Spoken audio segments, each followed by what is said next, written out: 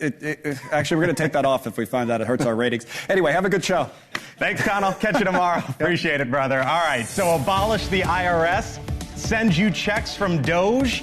What the Trump administration is floating now. Plus, the head of the Department of Veterans Affairs live with us tonight.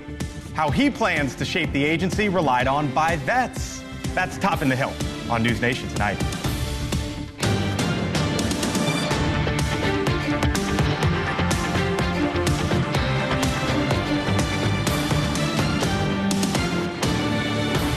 We also have the head of Pfizer here, so I want to thank him. One of the great people, one of the great businessmen.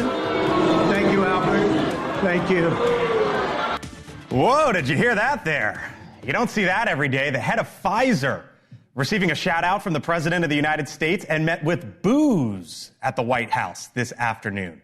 A live look right now, Boston, where the U.S. and Canada set to square off in a championship hockey game 2 hours from now. The first time we've seen that since 2010.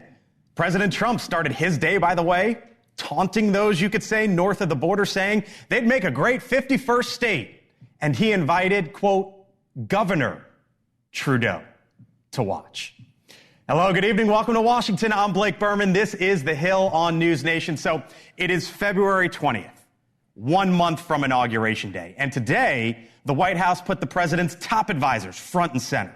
Michael Waltz, foreign policy. Stephen Miller, immigration. Kevin Hassett, the economy. All in the briefing room trying to tout what the president's done and where he goes from here. Hassett at one point backing the newest idea, sending a portion of Doge money back to the taxpayers, even suggesting tariffs could substitute for taxes. We expect that the tariff revenue is actually going to make it much easier for Republicans to pass a bill, and that was the president's plan all along. Now, among other headlines tonight, a federal judge just ruling that the administration can move ahead with its plans for mass layoffs.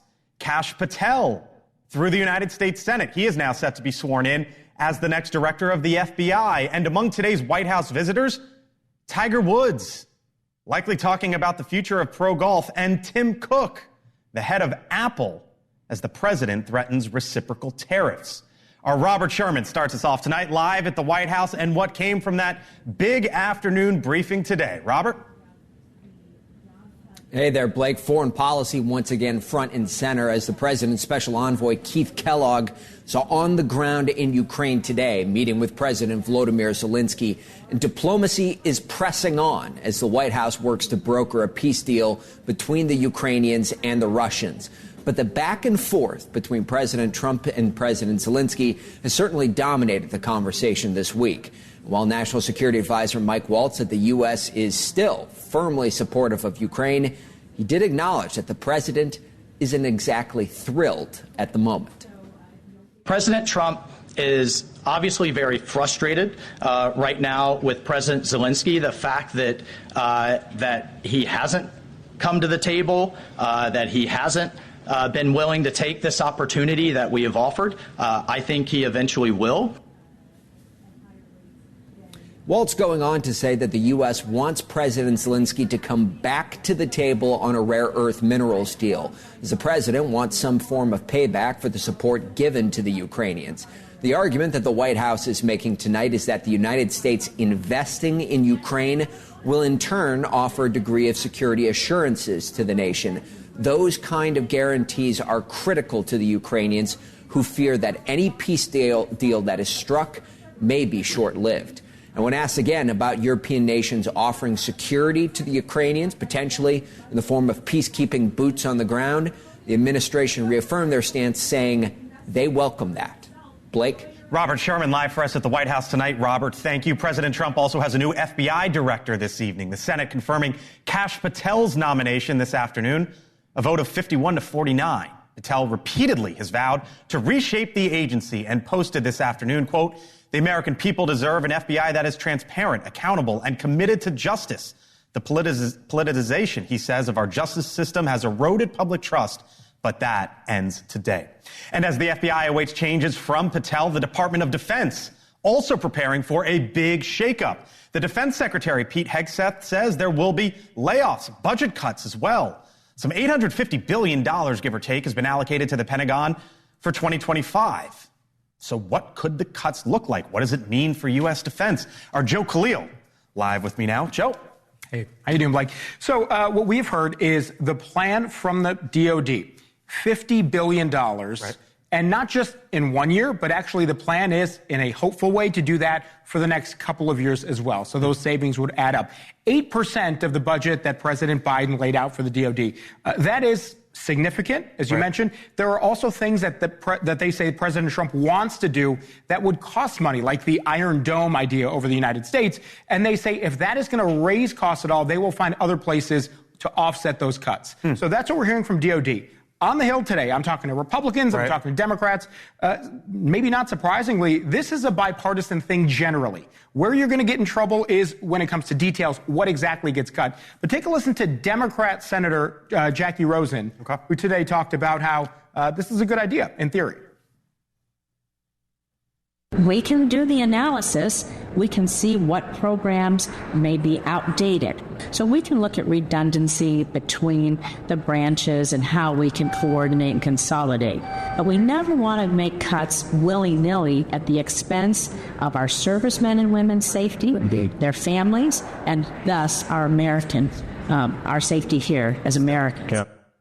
And Blake, I heard virtually the same thing from some very conservative Republicans, people like Ron Johnson, who said there is a lot of room. There's a lot of fat to cut from the Pentagon. What matters is how you spend it and what you're cutting. So when those conversations begin, that's when we'll really see the details and where you go, they right? matter, yeah. Joe Khalil for us live tonight. Joe, thank you. So tonight, the Vice President, J.D. Vance, with a warning for drug traffickers. He kicked off this year's Conservative Political Action Conference. Get the hell out of our country. Your free ride is over because President Trump is back in the Oval Office. You're not welcome. You were never welcome, according to the American people. The vice president also saying uncontrolled immigration is the biggest threat to both the United States and Europe. Well, the White House now also doubling down tonight on the war on cartels, following the State Department's designation of 6 drug cartels and 2 gangs as foreign terrorist organizations. Which means that every single member of those organizations who operates on U.S. soil is now, as a legal matter, a terrorist, and they will be treated as terrorists. Now, this comes as the state of Arizona says it may let police shoot down cartel drones within 30 miles of the Mexico border. Our Allie Bradley live for us once again down at the southern border with what she's hearing, what she's seeing. Allie? Yeah, hey, Blake, this designation officially taking effect today with those 6 cartels and those 2 gangs there to include the Venezuelan gang Tren de Aragua and, of course, the Sinaloa cartel, CDN, the Gulf cartel. Interesting, though, the cartel across from El Paso is not designated, so we're trying to figure out why that is. But when it comes to the Mexican cartels, we know they are operating in all 50 states because the DEA says so. So we expect the Trump administration to start here in our backyard, but we do also expect some kind of enforcement activity over in Mexico as well. Some of the kind of ramifications with this designation include going after associates of the criminal cartels, which are in the U.S. And if they are family members and they're here illegally, hey, they might be deported. Now, when the Mexican president talked about the issues today, she was talking about the collaborative efforts between the U.S. and between Mexico as well. And she actually said, quote, the Mexican people will under no circumstances accept interventions, intrusions, or any other action from abroad that is determined to the detrimental to the integrity, independence, or sovereignty of the nation, including violations of Mexican territory, whether by land, sea, or air. And then we're seeing all these drone incursions as well by the U.S., but they're not necessarily incursions because they're apparently in lockstep with the Mexican government. We are seeing these Reaper drones over there. Claudia Sheinbaum, we told you yesterday, Blake, she basically played it off as kind of a political campaign. But the reality is, she said they're working together. So we're seeing more of these drones out there working, but we're also seeing Arizona saying, not so fast. You want to fly a drone near our border or, hey, breach our border?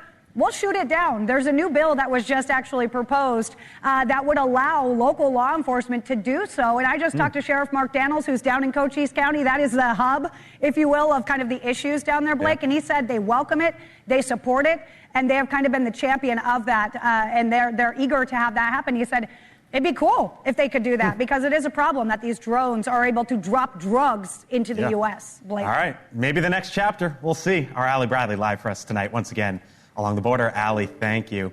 So from New York to California, President Trump's Department of Transportation is now looking at major projects.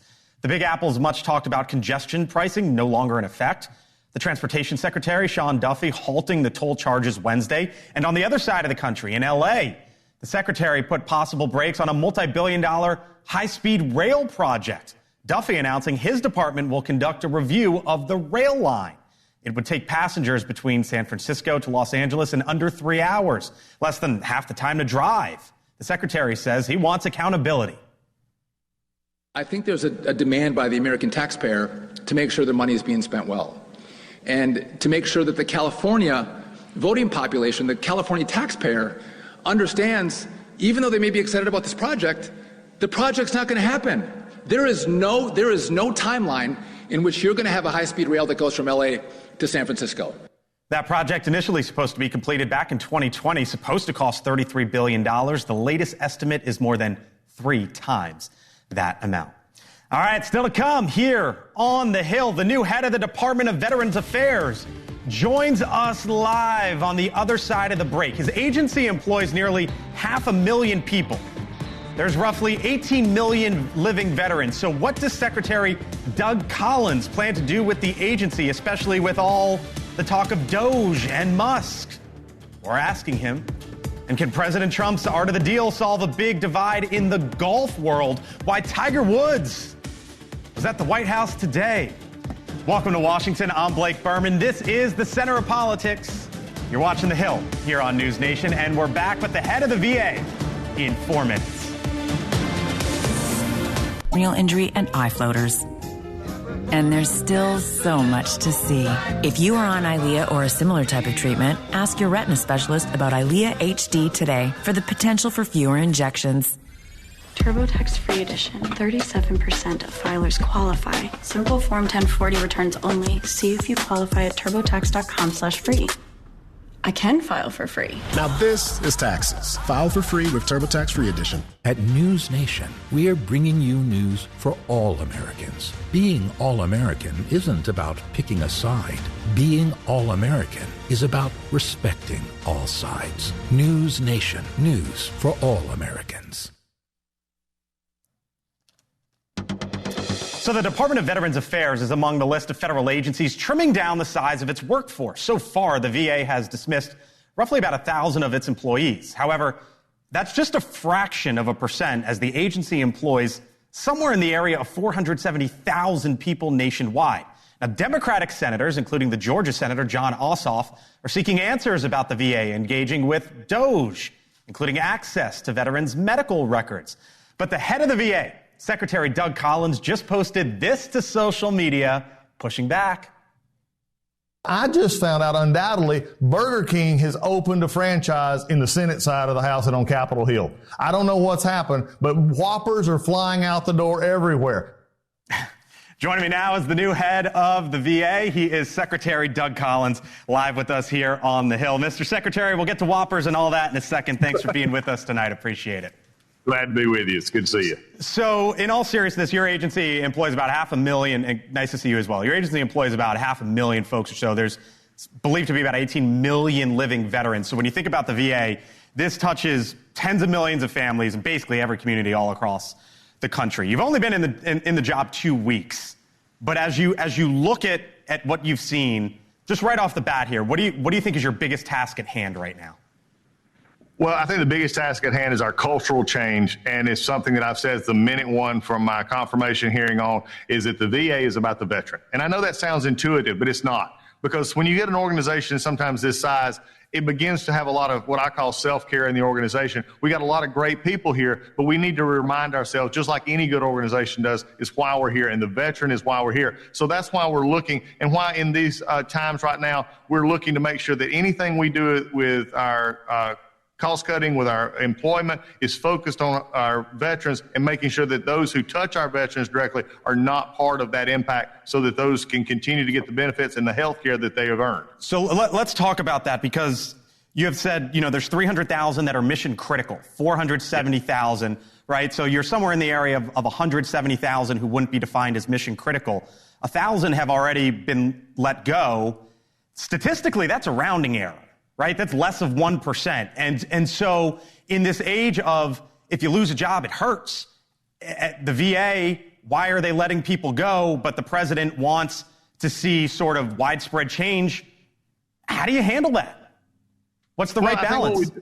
We do strike a balance. And look, there's still other things that we're looking at, and there's still other changes that will probably come along. And I think that's just something that we have to make sure of, that in this situation, we're going to look for every efficiency. And I can already say that some of the efficiencies and some of the cuts we've already made, we're looking to find a place right now for almost $100 million that we can redirect from things that we should not have been spending, or in contracts, or also in some employment, and redirect it toward our veteran health care, our veteran suicide issue, our veteran homeless issue, which again enhances why we're supposed to be there. So look, we're just getting started here. And believe me, there's been a focus here. And one of the things that's so amazing about the Hill right now that you had mentioned sort of earlier, you alluded to in my video, is that the other side is trying to scare people. They're trying to tell us that we're cutting veterans' benefits. That's just wrong. In fact, like I just said, so no we're looking benefits to actually cut, put more no benefits, no critical services cut. No critical services cut. And they keep telling to scare people because that's the only tool they have left, is to try and scare people. And I'm here to tell you the truth. You want to come to the Secretary of VA, that's me. We're not cutting critical health care. We're not cutting health care benefits. We're not cutting benefits. In fact, we're actually making it faster in our VBA, our benefit side, to get your answer quicker. We've already we've had some record decisions, weeks, where we're actually posting more and more benefits to claimed and to conclusion than we ever have. Those are all why we're making the changes that need to be made. So look, when you have the Hill saying this is being cut, and one right now that, let me just get to this one because this is a sort of offensive. They said that we were cutting veteran crisis line responders. That is just wrong. We did not cut any veteran crisis line responders who actually pick up the phone and talk to those who need to talk to a veteran crisis line. They're trying to use that with some other things that were going on in the back offices that did not happen. So just for your listeners, and if you're watching tonight, trust me when I tell you, we're doing everything for the veterans, and we're making sure we do it efficiently as per what the president, who has set the agenda to say, take care of my veterans, but also set the agenda that the way we do things in Washington is over. So, Mr. Secretary, I heard you say we're just getting started. I'm looking at the budget there at the VA. It's doubled in the last 7 years, or at least since 2017, from $183 billion up to about $370 billion.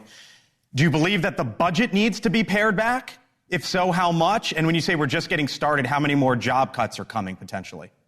Well, I think one of the things we're first looking at right now is the contracts. And I think that's going to be something that, look, we have VA employees who work for me, who are DOE's liaisons, who are going through our contracts and making sure that we're not paying for things that we don't need to. I've got some more. Right now, they're making sure that those contracts are not, again, hitting critical issues. But also that we're already seeing, really, I think, and we're going to be able to announce this as we go forward, a lot of money in those. Just a quick example, we got rid of DEI. That was $14 million we were spending on basically dividing our workforce instead of uniting our workforce that we can now spend towards But do you need to peel the budget? Do you need to peel the budget back tens of billions of dollars maybe, or you're not willing to go there? I think we've got a lot. I'm just, we're not right there, but get ready. The number will be substantial because we're seeing the things that should have been done into this. Really when you focus on veterans, we need to peel off the things that doesn't need to be a part of what we're doing so we can focus on our mission. I mentioned the hamburgers and the Whoppers, which you responded to. The senator who represents your state, John Ossoff, and other Democrats are worried that DOGE is accessing information it should not have. What can you tell us, Mr. Secretary, about the information that DOGE does and does not have? Look, this is very simple. And to my senator from my state, instead of, going at innuendo and non-fact-based information, let's just go to the fact. I've heard everything from Elon Musk is touring the halls of the VA looking for data. Elon Musk has not been here.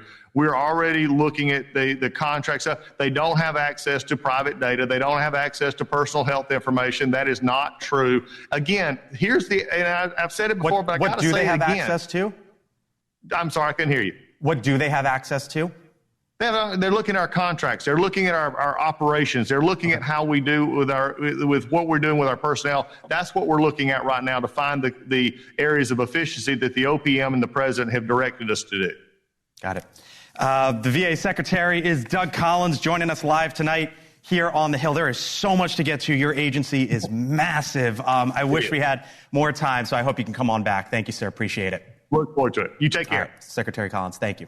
All right, still much more ahead here on the Hill tonight. The governor of Delaware with us live here on the Hill, other side of the break, in person, in studio, on what some are calling Dexit.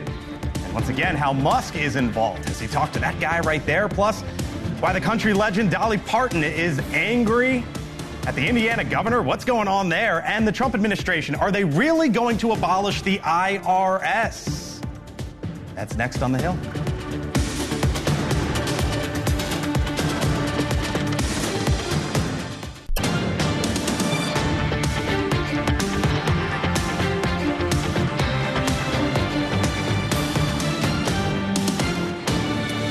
It is the end of an era for one senator, Dolly Parton, not a fan of one governor, and the president takes a swing at reuniting golf.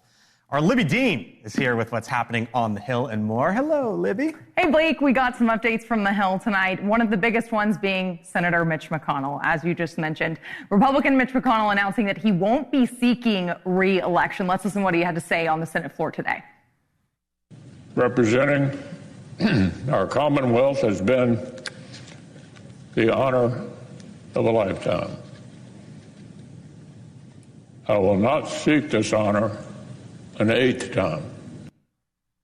Now, calls for McConnell to step down escalated recently after those series of falls and those moments where he froze on camera. We remember those, of course. Now, the senator making clear his golden years actually begin after his term ends. That's going to be in January of 2027 when that takes place. Now to Indiana, where country music star Dolly Parton is urging the Hoosier State's Republican Governor Mike Braun to reconsider proposed cuts in the state's budget for her child literacy program, the Imagination Library. That was started by Parton back in 1995. Now, in years past, the state has matched funding for the program, which sends one book a month to kids who are all the way to 5 years old. Now, from one country music legend to the Lynx, the greatest golfer of all time, of course, Tiger Woods, the GOAT, joining President Trump today for a Black History Month event at the White House. But that wasn't the only business at hand there today. The president hosted a meeting between the Saudi investors behind Live Golf and PGA Tour officials to hammer out a deal between the two leagues in hopes that players will be allowed to compete on both circuits. Now, Tiger Woods, who attended the meeting, said on Sunday's PGA Tour broadcast that the fans want all of us to play together, all the top players playing together, and we're going to make that happen. That was Tiger Woods saying that there. And that is what is happening on not only the Hill, but also the White House today. I keep saying, watch this. I know. Watch this. They're trying to put this deal together, and the president is in the middle of it. This is the second meeting of this kind this month. Yeah, a lot going on behind the scenes at the White House on this Live deal. All right. Libby Dean, thank you. Appreciate it. By the way, the effort to make America healthy again very well could be starting with food stamps. Last year, over 41 million Americans received SNAP benefits. That came at a cost of nearly $94 billion. Now, each person in the program received an average of $188 in food stamps per month. But the new Secretary of Agriculture in the Trump administration is talking about changes in the program, possibly mandating healthy choices. So what's this all about? Joining me now, Anna Koyman, this week's Koyman's Corner, as we are calling it, NewsNation weekend anchor. Hello, Anna. Hey, good afternoon, good evening to you, Blake. Good evening to everybody at home. That's right. Trump officials are eyeing cuts to make sure SNAP can't be used to buy junk food. Brooke Rollins, our new agriculture secretary, telling reporters that changes could be coming. I look forward to working with Bobby Kennedy as we figure out, do we have the healthiest choices? So when a taxpayer is putting money into SNAP, are they okay with us using their tax dollars to feed really bad food and sugary drinks to children who perhaps need something more nutritious? Well, over in Congress, GOP Senators Katie Britt and Mike Lee introducing a bill yesterday with a similar goal, Blake. The Healthy SNAP Act would exclude soft drinks, candy, ice cream, and prepared desserts from the program. This is what he says. American tax dollars should not be used to pay for junk food and endanger the health of our most vulnerable Americans. That's from Senator Mike Lee in a statement. Now, this bill has also been introduced in the House of Representatives, but not everybody's on board with the move. The Food Research and Action Center is a nonprofit group, Blake, dedicated to helping people fighting hunger. They call the proposals a way to cut benefits, to exclude food programs from the program, exclude foods from the program, rather, would require an act of Congress or for states to get waivers. And Blake, really important, I got to say while we're doing this story, it's so important that these folks get the healthy food they need. If junk food is banned, we got to find a way for them to get healthy food in these food deserts, because that's what they have sometimes. Tonight's Koyman's Corner. Anna Koyman, catch her on the weekends. Anna, thank you. Appreciate it. Meantime, Elon Musk's battle with the state of Delaware could soon resume.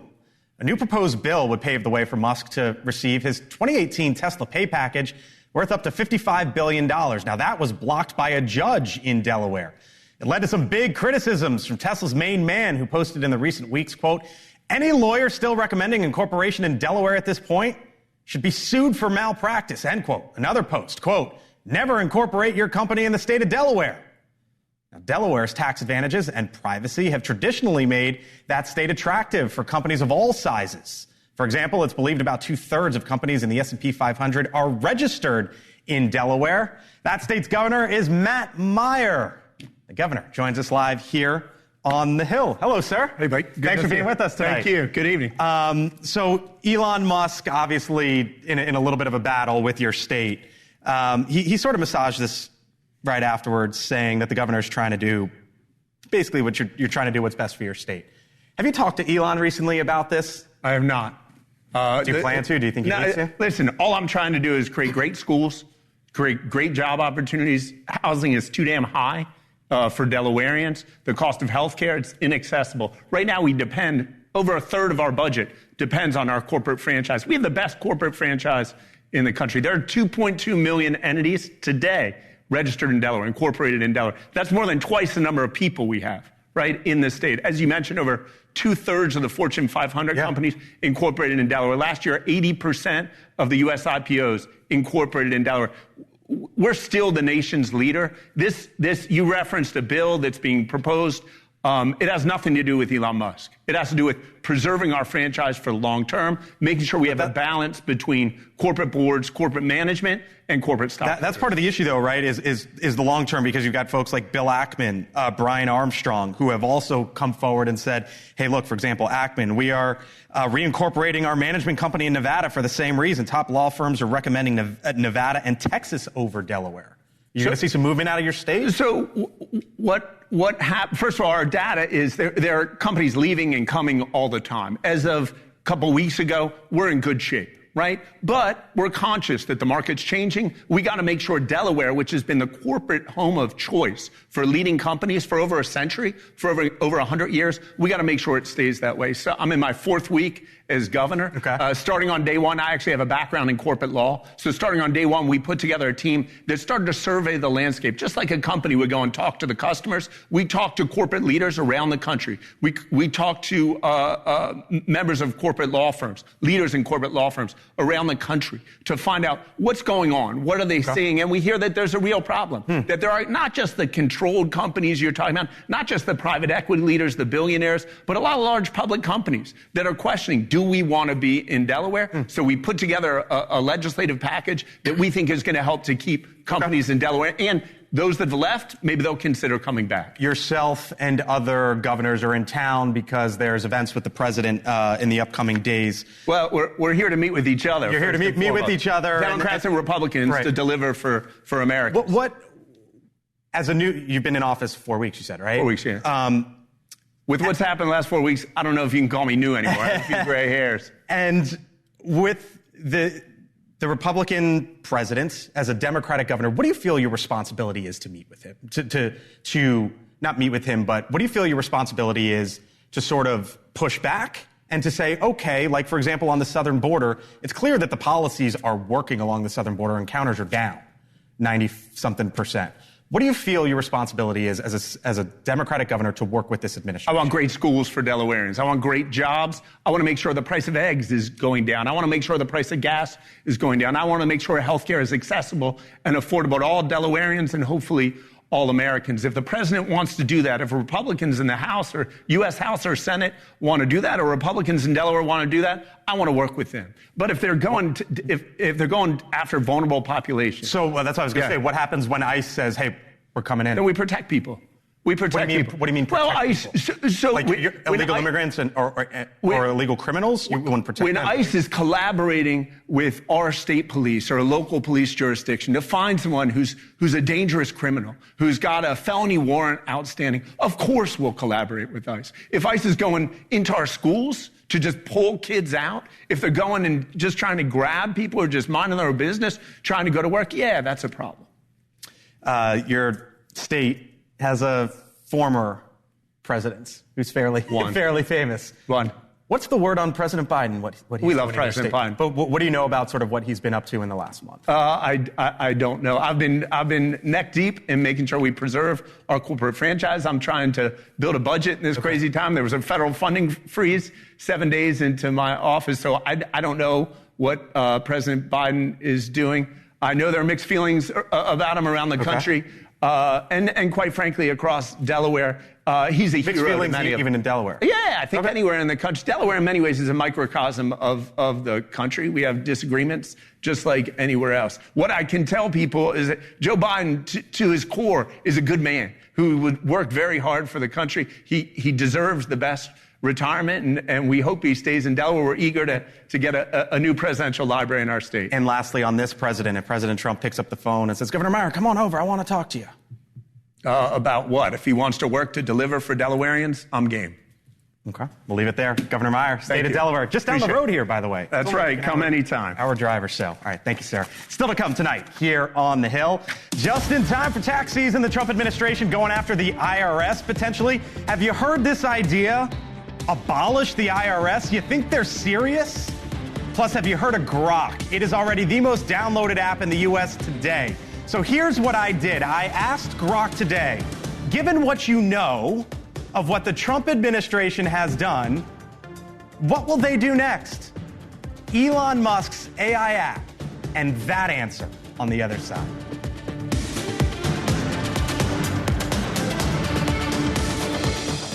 NewsNation tonight. A mansion-sized asteroid headed for Earth, but how likely is it to make impact and where? Astrophysicist Neil deGrasse Tyson joins Chris live to break down the odds. Tonight on Cuomo at 8/7 Central, only on NewsNation. Right come to be reasonable. He's a Republican, I'm a Democrat, but we were sent up here to represent our country. NewsNation. News with respect for all Americans.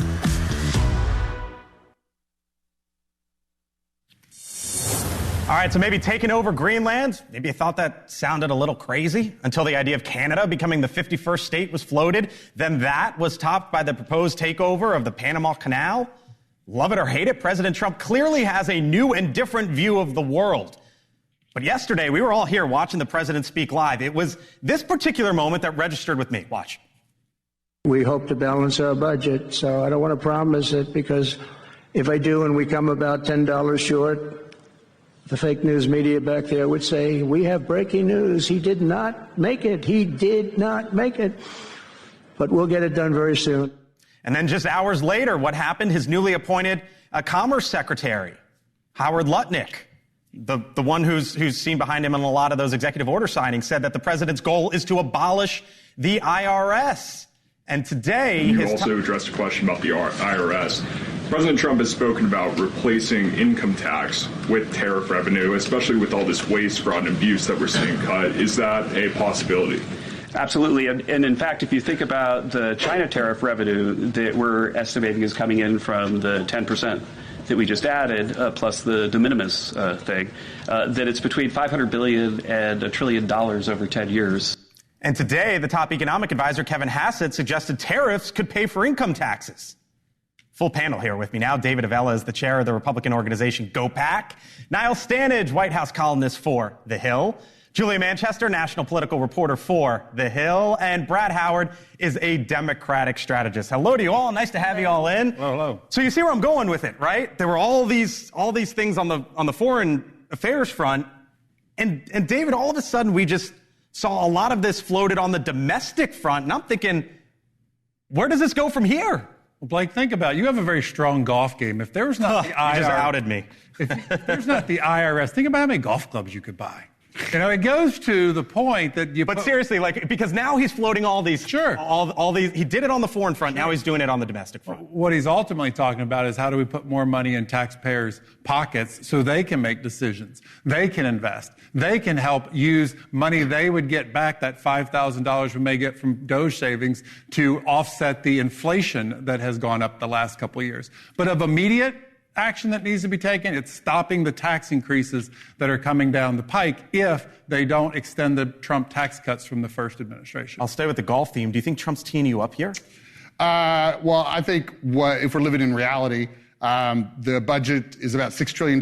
And if you're going to cut spending, $4.1 trillion is the latest estimate of that. Is earned benefits like Social Security and Medicare. So what you're teeing up here is in the bullseye is Social Security and Medicare. So for every American that cares about Social Security and Medicare, this is where we're going. You cannot balance the budget when you take off the table revenue. You have to do it at some point because the trust funds are going dry. And you have to do it even more. So you have to cut even more if you're not adding revenue into the equation. So if you're not bringing in tax revenue, and if you're abolishing the IRS, that's certainly even less revenue. That means more cuts from spending. So we're heading to an emergency situation here where Republicans are going to have to do massive cuts to Social Security and Medicare in order to balance the budget. Well, we'll see if they do it now. I don't know. But what's going on here? Well, look, let's be clear about this. If you abolish the IRS, the main beneficiaries of that are very rich people. The most recent figures in 2022 were that the top 1% of earners were responsible for 30% of the total unpaid income taxes. So there is an obvious ulterior motive for people like Elon Musk, for example, to back a lack of the IRS that provides or removes that level of scrutiny of them. Is it that or just a new way to look at sort of Trump's new view of the world? That's where I'm going with this. In terms of abolishing the IRS? Yeah, just all of this. Well, look, I mean, in terms of the strategy, you mentioned this pivot or what seems to be a pivot towards domestic issues. Look, I think we've actually been seeing, and a lot of Democrats would say this, we've seen this focus on, the foreign issues, buying Greenland, developing Gaza, et cetera. And Democrats would argue that that's a distraction from what's happening with Doge, the cuts to USAID, the talk about the IRS. But I think as we approach this deadline that House and Senate Republicans, as well as the president, are up against, you're going to hear more about it. All right. So I did a thing this morning. Have you heard about Grok?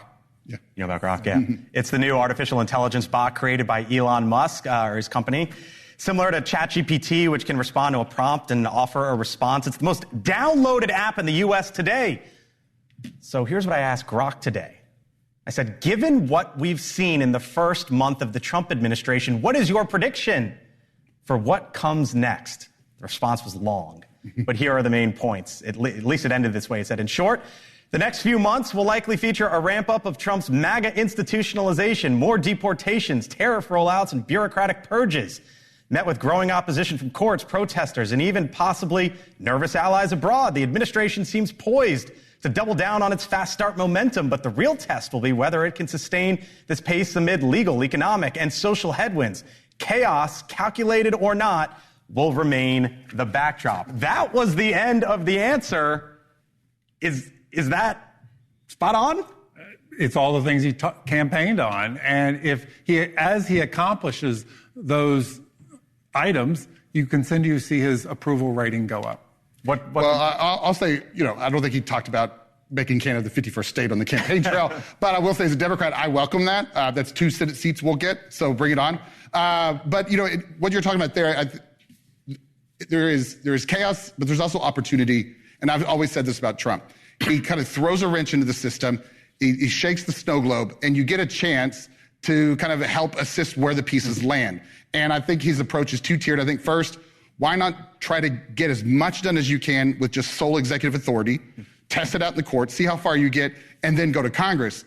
I think the pivot to Congress is what a lot of congressional Republicans are starting to get nervous about because they're just being relegated completely from this process, and they have an important oversight responsibility and an important appropriations opportunity. First of all, that response sort of sounded like Elon Musk. Earlier today at CPAC, he was saying, my mind is a storm. Shocker. But look, I am curious to see. I think there are going to be a lot of headwinds in Congress. I think we are starting to see some cracks emerge in terms of GOP unity in the House, maybe a little bit in the Senate, particularly on issues like Ukraine, also this budget resolution. I actually thought, to Julia's point, that Grok sounded much fairer than its owner, generally speaking. It didn't threaten to impeach judges or make false claims about condoms in Gaza, so it's working well. So far. Thanks, Niall. Thank y'all. Thank you. Appreciate it. Thank you. Still to come, other side of the break, politics on ice, as the U.S. takes Canada in a hockey championship match tonight. This is a big one, and the man in the middle of it all, you might have heard his name, but I'm going to explain to you on the other side of the break why you should maybe think about him in a different light. I'll explain.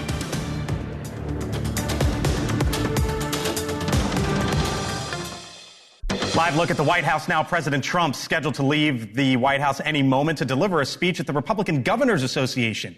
You can watch his speech live on Elizabeth Vargas Reports, which is coming up next. Elizabeth will also talk to the family of the murdered American-Israeli hostage, Omer Nutra, as they wait for his remains to come home. That's at 7 o'clock Eastern, right here on News Nation. All right. In about an hour from now, the puck will drop between Team USA, Team Canada in the finals of the NHL's inaugural four-nation face-off. National pride, a whole lot of bragging rights on the line. Now, in their first matchup last week, in addition to the puck, the gloves dropped too. The game won by the U.S. saw 3 fights in the first 9 seconds. But the fighting didn't happen in a vacuum. With President Trump's talk of Canada becoming the 51st state, referring to the prime minister as a governor, and with tariff talks looming in the background, the heavily Canadian crowd in Montreal was instructed not to boo during the national anthem. They did so anyways.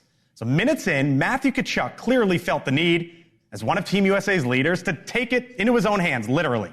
Hockey fans got it. Many Americans understood it. There's a lot more to Tkachuk than that viral decision. If you've watched this show, you know we've talked about him before. Remember when the Florida Panthers won the Stanley Cup last year? Tradition has it, you'd take the cup, you'd get to do with it whatever you want. Sometimes you go drink, have a good time. But here's what Matthew Tkachuk decided to do with it. He visited the children at St. Louis